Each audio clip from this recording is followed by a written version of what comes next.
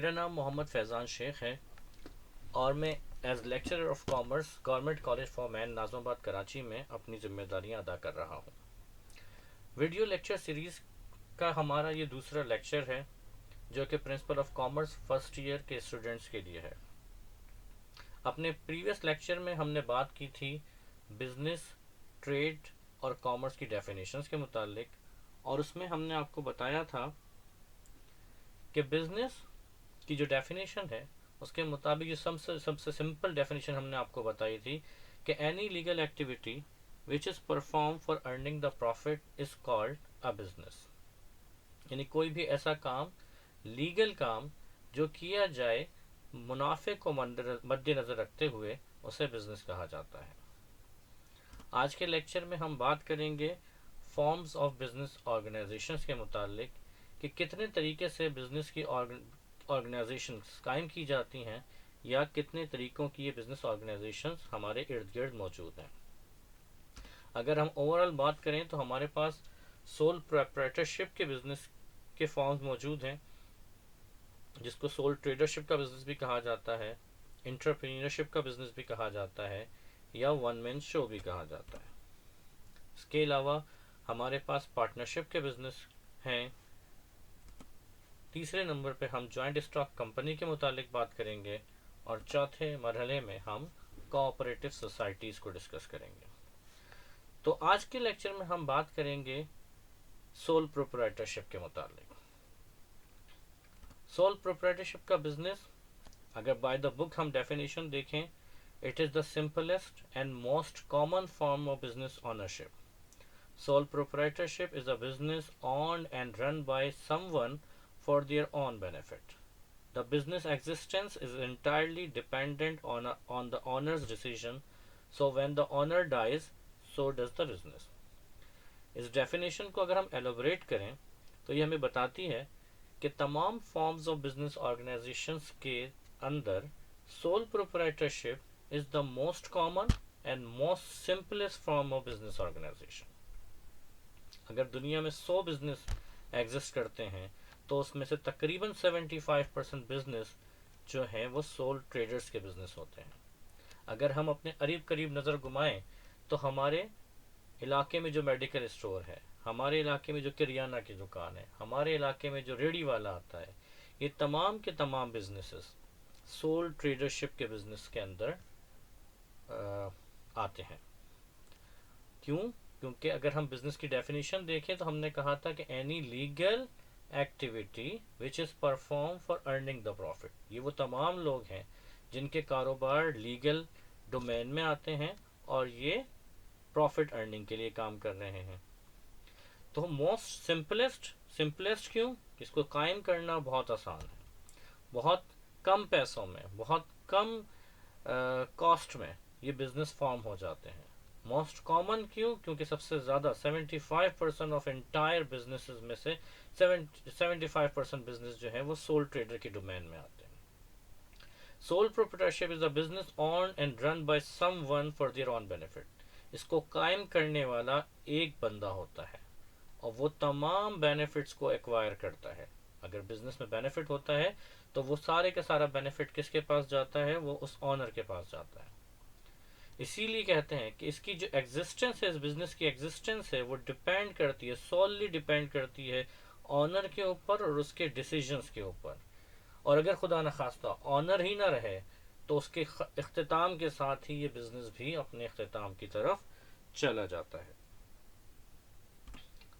چلیے ہم آگے ڈسکس کرتے ہیں سول پروپرائٹرشپ کے ایڈوانٹیجز کے مطابق. ایڈوانٹیجز میں اگر ہم دیکھیں تو پہلا جو ایڈوانٹیج ہے کہ all profits are subject to the owner, کہ تمام کے تمام پروفٹس کا جو حقدار ہوگا وہ آنر، یعنی وہ اکیلا وہ آدمی ہوگا جس نے اس بزنس کو قائم کیا ہے.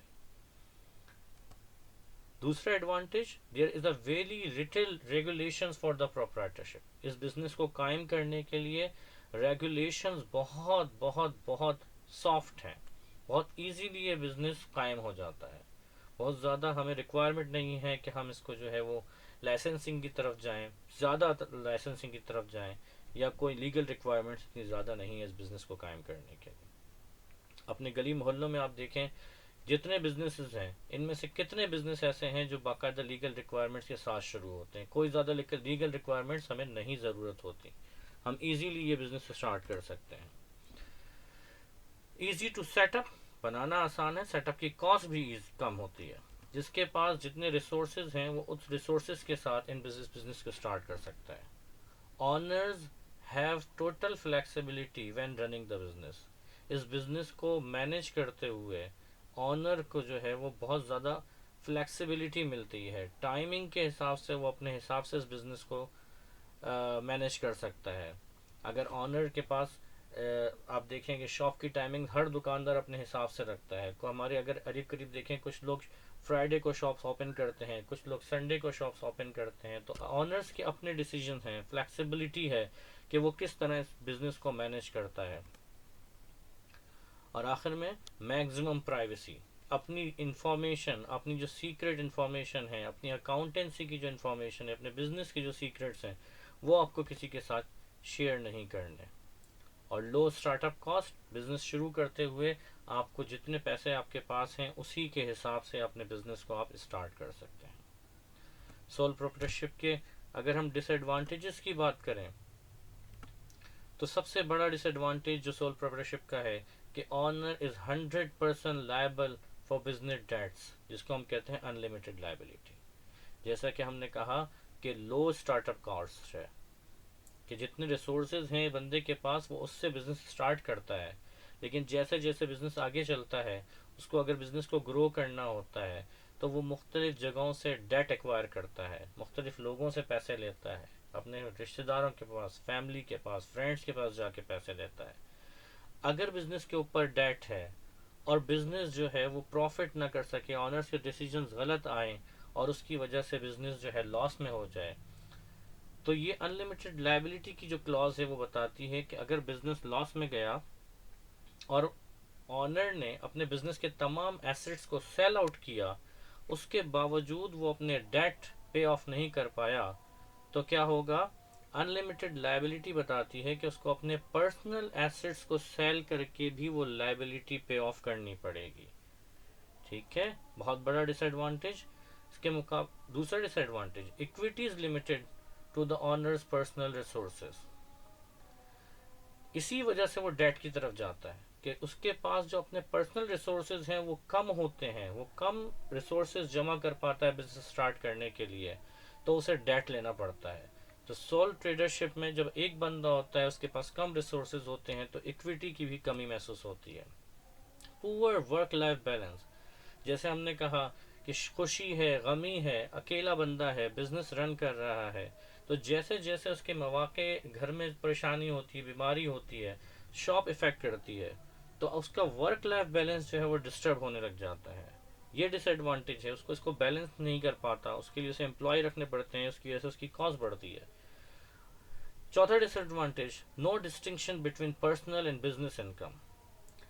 اسی کی وجہ سے پھر انلمیٹڈ لائبلٹی افیکٹ کرتی ہے کہ آپ کی پرسنل ایسٹس اور آپ کے بزنس ایسٹس کو آپ ڈسٹنگش نہیں کر سکتے, کیونکہ جو پروفٹس آپ بزنس سے ایکوائر کرتے ہیں اسی سے آپ کی پرسنل ویلتھ بنتی ہے. تو جب آپ ڈیٹ پے کرنے کی پوزیشن میں نہیں ہوتے تو آپ کو اپنے پرسنل ایسٹس جو ہیں وہ سیل آؤٹ کرنے پڑتے ہیں. تو ڈسٹنکشن کرنا کہ بزنس انکم اور پرسنل ایسٹس وہ الگ کیسے ہیں, اسی لیے کہتے ہیں کہ سول پروپریٹرشپ میں جو بزنس مین ہے وہی بزنس ہے, اور جو بزنس ہے وہی بزنس مین ہے. تو یہ کچھ ہم نے ڈس ایڈوانٹیجز دیکھے, ہم نے اس کی کریکٹرسٹکس دیکھی. اگلے لیکچر میں ہم بات کریں گے پارٹنرشپ سے متعلق. تو آج کا لیکچر جو ہم یہیں اینڈ کرتے ہیں, اور stay home, stay safe, God bless you, thank you.